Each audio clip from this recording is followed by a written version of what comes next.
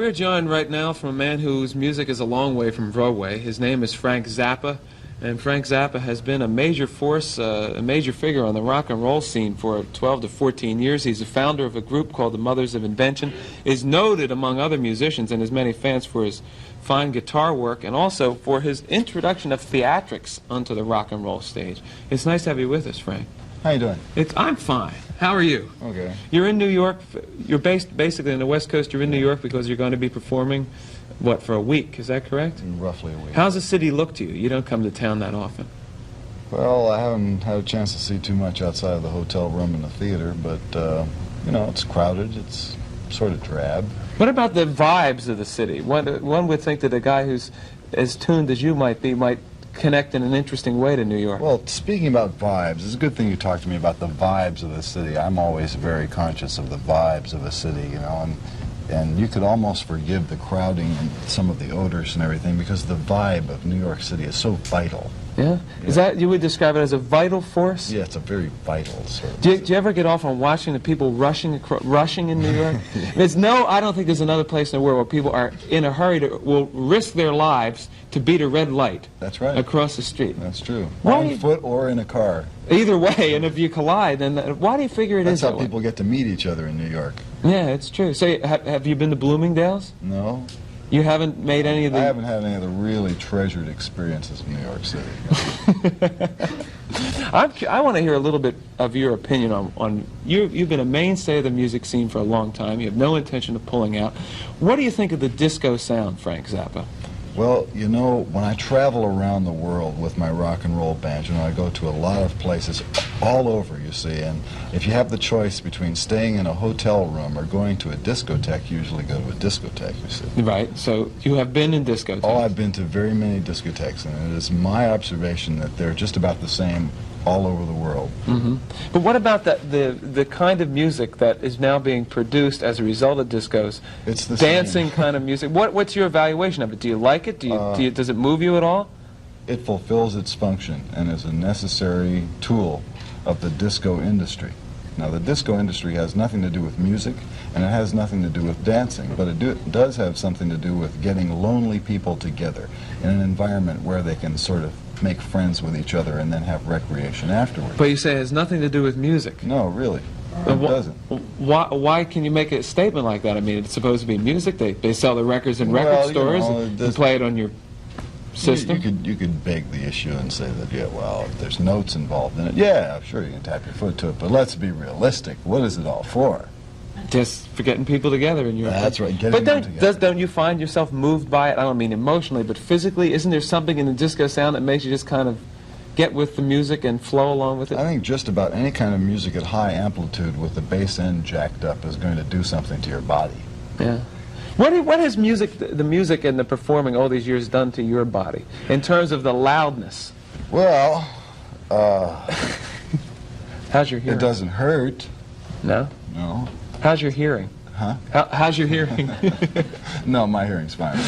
I have a 10 dB deficiency at 500 cycles in my left ear.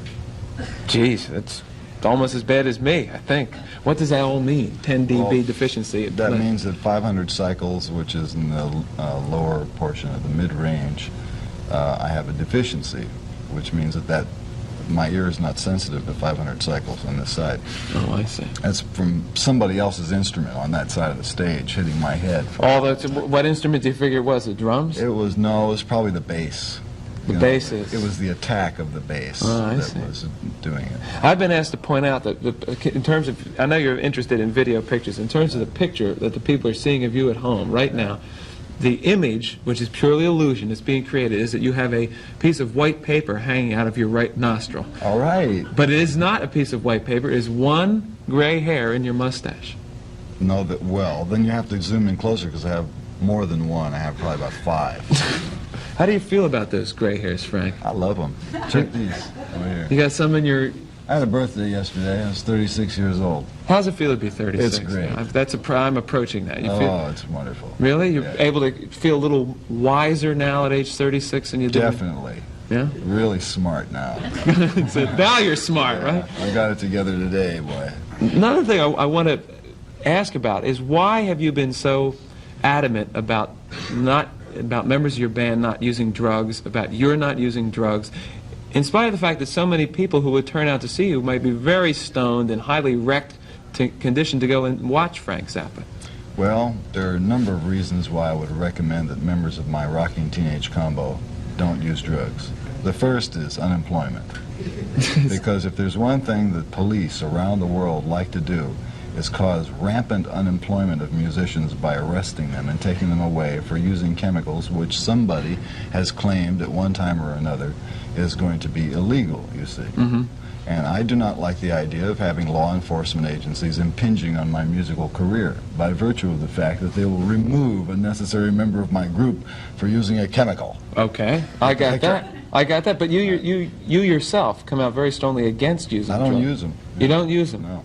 How do you feel about the fact that just in terms of general image, even in our discussing you prior to your coming here, that you exude kind of an image of somebody who would be using a lot of drugs? Well, you probably just saw that white thing hanging out of my nose and thought I was That was it. I was waiting for the police to come in and bust your mustache. Right, you didn't leave you here, but take the mustache with you. You didn't stop to think that I was actually, in effect, an old person with white hair. I introduced you by saying that you had a lot to do with introducing theatrics into rock and roll. This is it. the first step.